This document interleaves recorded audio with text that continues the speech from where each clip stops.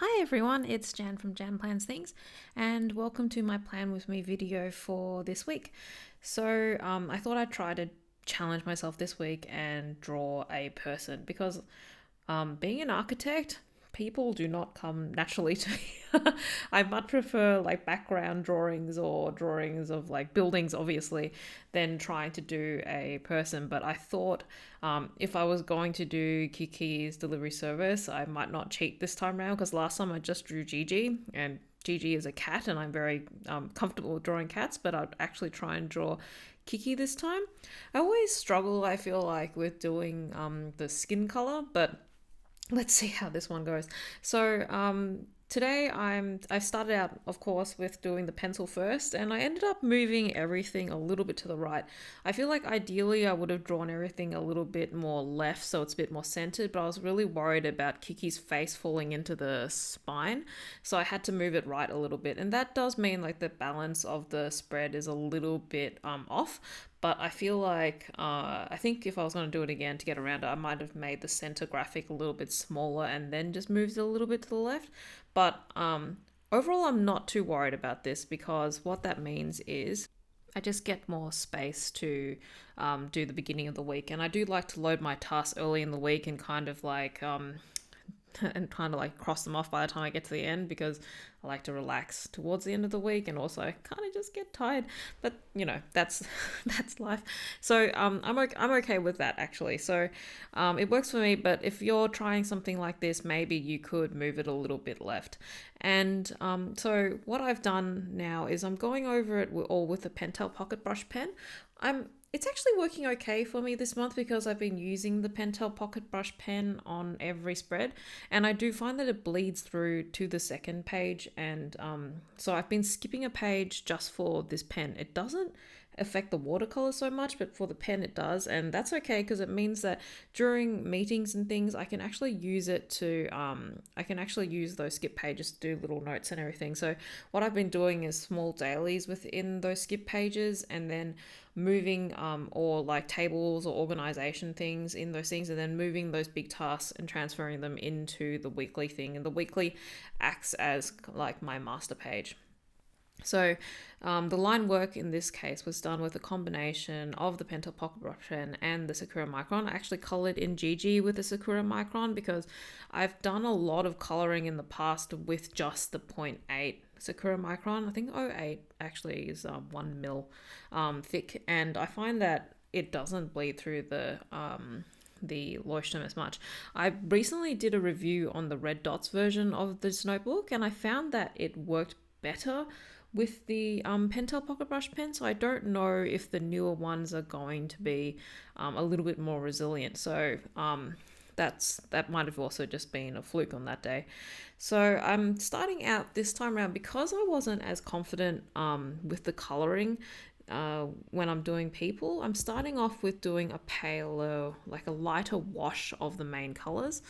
Previously, last week, what I'd been doing was blocking out the shadows first with a blue-grey colour, but because I wasn't so sure, especially I didn't want to put the greys on the skin colour, I'm actually going the other way first, so I'm going to block out colours and then build up the shadows afterwards. However, I do find that doing it the other way with the shadows first makes for a little bit more natural picture, the way I like to paint. So the way I had actually planned this one was to have the birds holding the little date bubbles, and I've got them flying through the page. I've got Monday all the way off to the corner. I found out that I wasn't that good at drawing birds either, but that's okay. Some of them look a bit funny, like where are their heads? But you know, it's fine. I mean, I think one of the recurring themes that I've been having with a lot of people who've been commenting on me on my posts and my videos is that they're always worried about making it perfect, and I have to say that my drawings are definitely not perfect. I make a lot of mistakes in my drawings, and it's perfectly okay to make mistakes. And I feel like it's all part of the learning process. I mean, you can't expect it to be perfect the first time. I mean, I definitely don't expect my drawings to be perfect right now. So I feel like everyone needs to be a little bit, easier on themselves, especially when they're trying out things for the first time. Or in my case, I'm like drawing person and it's hard for me. So I'm giving myself a little bit of leeway when I'm doing this. And I kind of feel sad about, you know, the amount of people who contact me saying that they rip out pages of their notebook because they feel like it's not perfect. But then it's kind of like, you know, it's all part of the process in slowly improving. And I feel like that's what bullet journaling is helping me with, because it's forcing me to draw every week.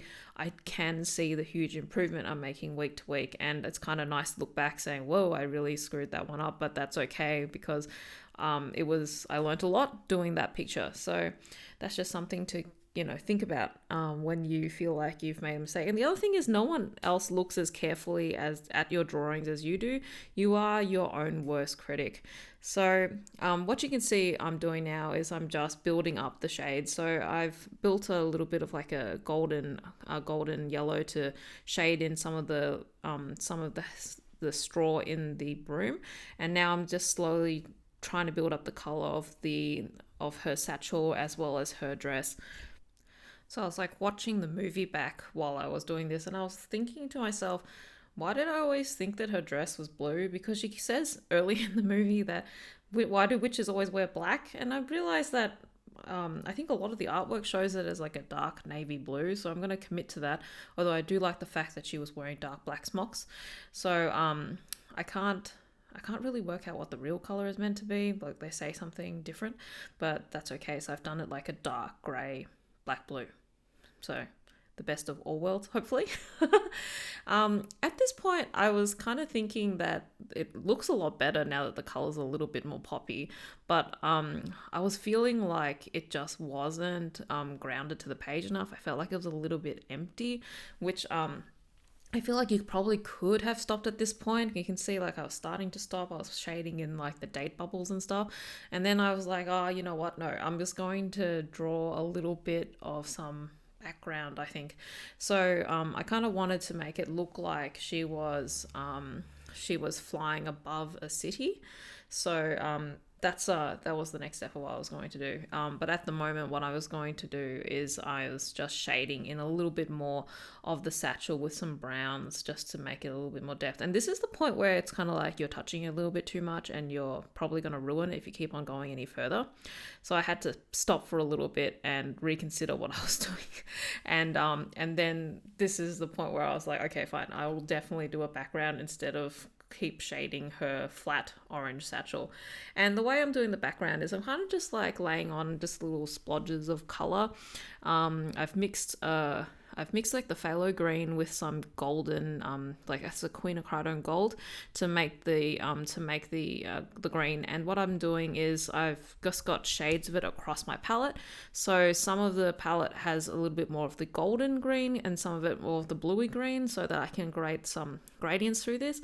And the natural splotches that I'm getting from painting, I'm going to use that to create little forests and trees that kind of look like they're in the distance. And I'm going to shade in a little bit of some blue as well, because I feel like a lot of the pictures you see of her flying, she's flying over like an island, because I guess Japan is an island.